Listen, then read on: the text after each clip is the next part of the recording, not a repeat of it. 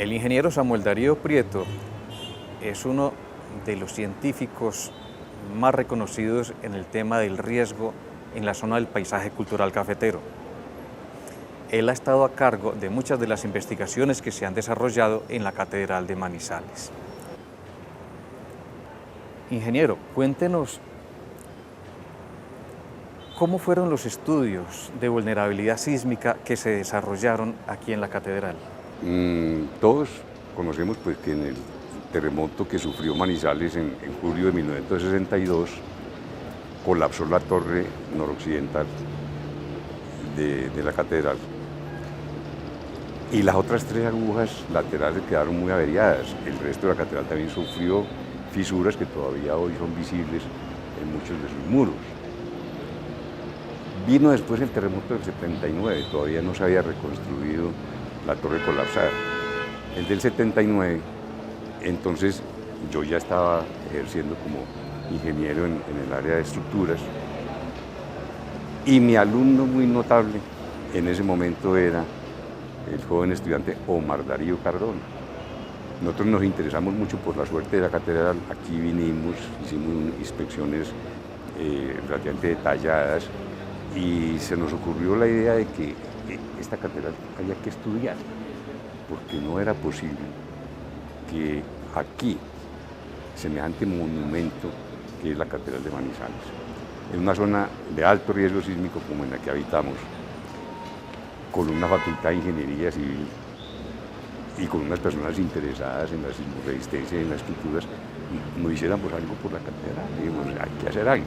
En ese momento, desafortunadamente, el estado del arte en la ingeniería estructural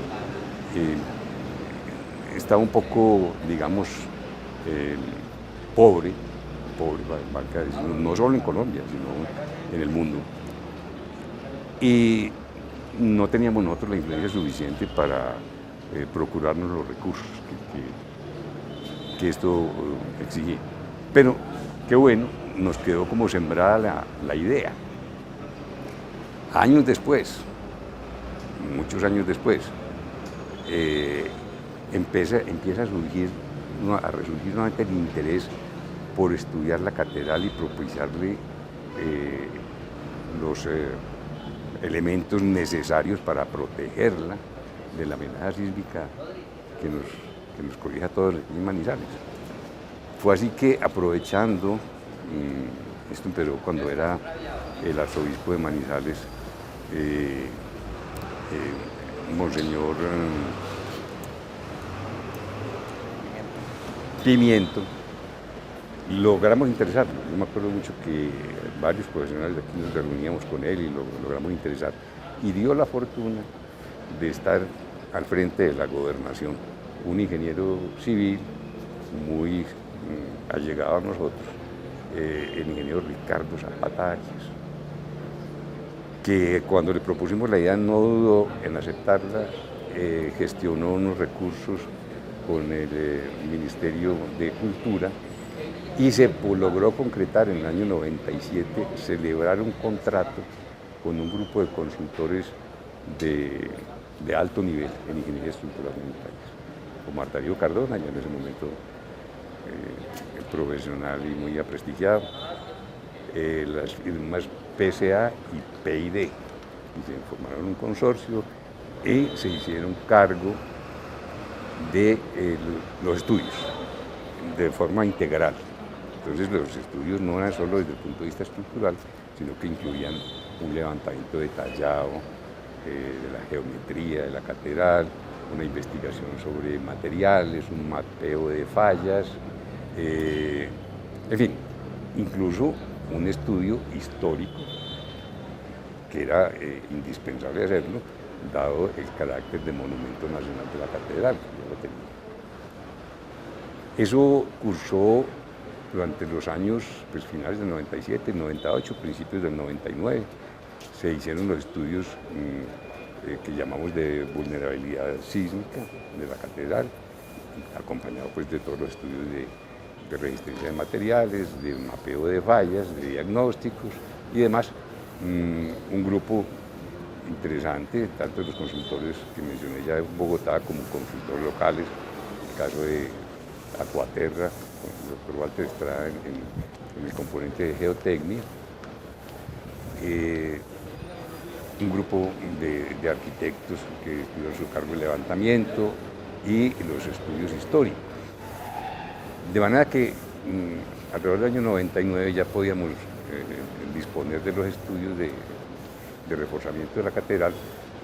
Vale decir que en ese entonces a mí me tocó oficiar como interventor de los estudios bajo contrato con la Gobernación de Caldas, y lo hice en compañía, con un acompañamiento muy oportuno, muy eficaz del arquitecto restaurador Juan Manuel Sarmiento.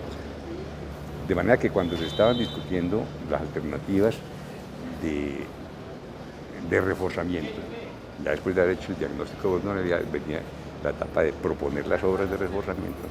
Era indispensable desde el punto de vista del arquitecto restaurador para escoger la alternativa, digamos, las alternativas menos traumáticas y menos invasivas para la imagen de la catedral como monumento. Barajamos varias alternativas en el proceso hasta que llegamos a la que finalmente se tradujo en planos de construcción, la que actualmente ya está construida. Fueron elementos muy localizados, básicamente son 4 pilares en forma de L que envuelven el cuerpo principal de la catedral, unos anclajes metálicos para fijar las torres laterales a la cimentación y un refuerzo de la conexión de la aguja central con el tambor central. Fue interesante todo ese proceso de escogencia de alternativas porque había que atender no solo el menor impacto, digamos, arquitectónico sobre el monumento, sino también la mayor seguridad en el proceso constructivo. En algún momento se pensó incluso en demoler algunos muros de la catedral, del cuerpo central, y reemplazarlo por unos muros de mayor espesor y con mayores refuerzos a los que tenía la catedral. Esa alternativa, por fortuna, la descartamos pensando en el problema de la seguridad durante el proceso constructivo, porque durante el proceso constructivo íbamos a desproteger la catedral mientras le construíamos los nuevos elementos. Entonces adoptamos la estrategia más bien de que todos los elementos estructurales de reforzamiento iban a ser sobrepuestos a la catedral, aún corriendo el riesgo que tuvo su debate en su momento, de que esos elementos cambiaran un poco la imagen, no la espacialidad, sino la imagen de las fachadas, digamos, de los muros exteriores. Finalmente, menos mal que de la mano del arquitecto restaurador se encontraron los argumentos de justificación suficientes para defender esa alternativa, no solo desde el punto de vista de la seguridad, sino desde el punto de vista de la conservación de los edificios monumentales, donde se acepta claramente que los elementos de refuerzo estructural queden a la vista y que se declaren por su textura, su forma, hasta por su color, que son elementos contemporáneos, adicionados al monumento original.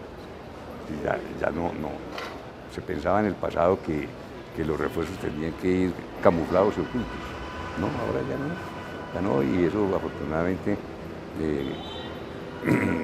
fue aceptado, ante todo pues, por el Ministerio de Cultura, por la Dirección del Patrimonio del Ministerio de Cultura, quienes tenían que aprobar nuestro proyecto. Fue aprobado y creo que con bastante beneplácito, pues, el primer proyecto de esta magnitud en una edificación monumental en concreto reforzado que se hacía en Colombia. Creo que sigue siendo un. Finalmente, entonces, en el 99 concluimos con nuestros estudios revisados y aprobados por el Ministerio de Cultura. ¿Las obras se iniciaron inmediatamente? ¿Cuánto tiempo? No, a partir de la disposición de los estudios y los planos para acometer las obras siempre transcurrieron casi 3 años, porque la gestión no fue sencilla.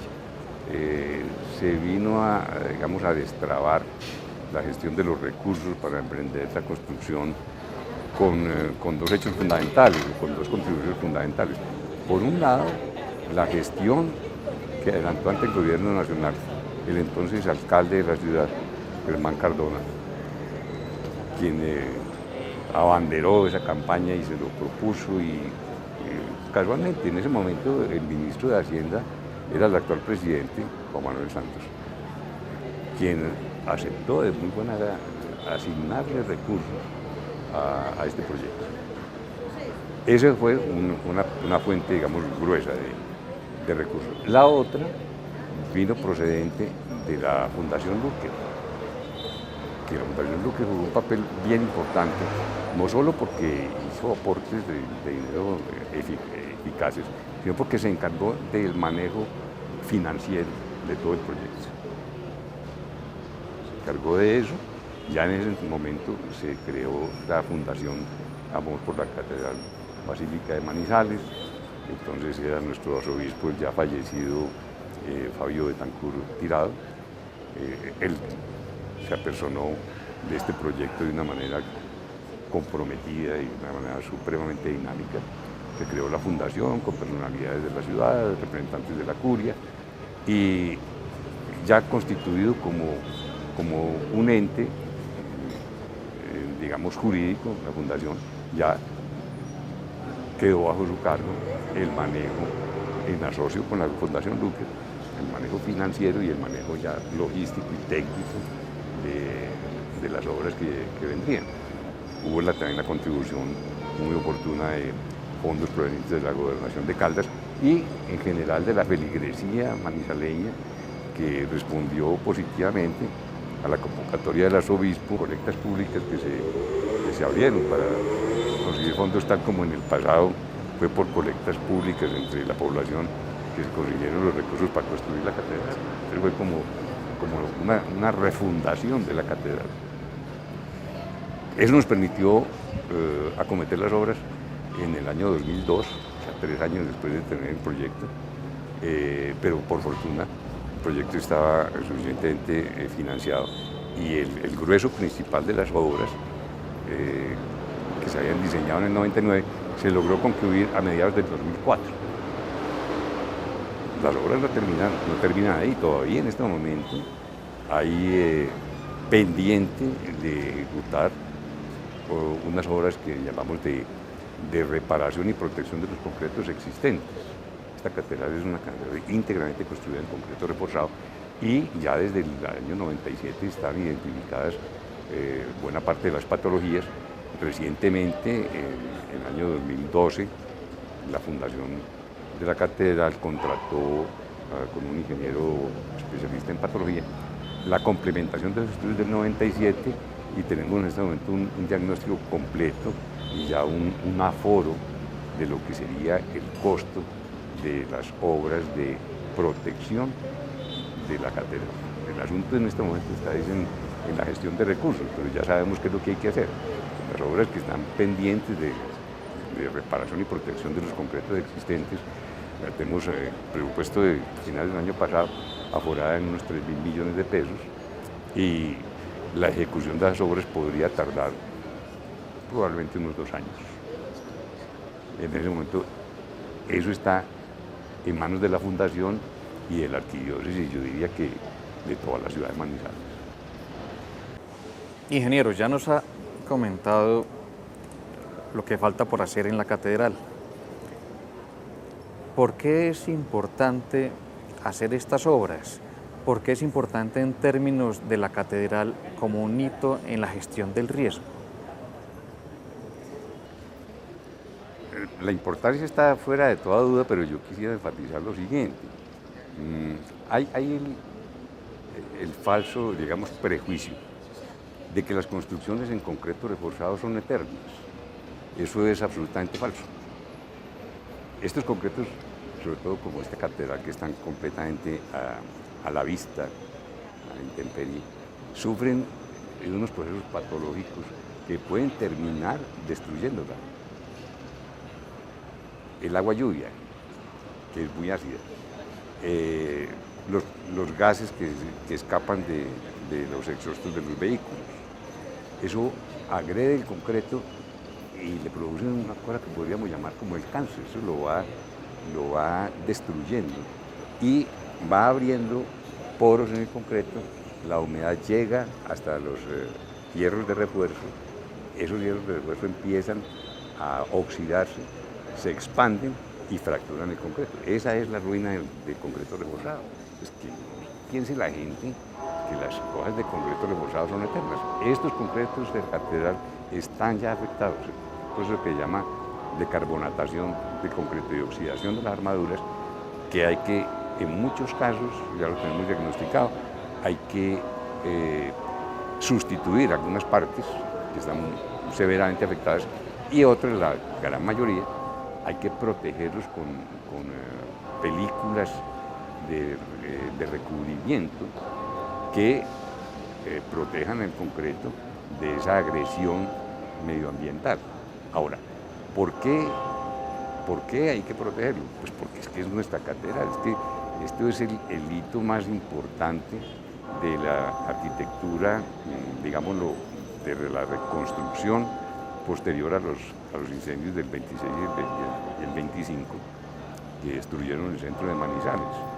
Y es además un monumento a la osadía de los manizaleños que se atreven a construir semejante cosa, semejante edificación tan monumental, con una técnica del concreto reforzado que apenas empezaba a usarse en Colombia.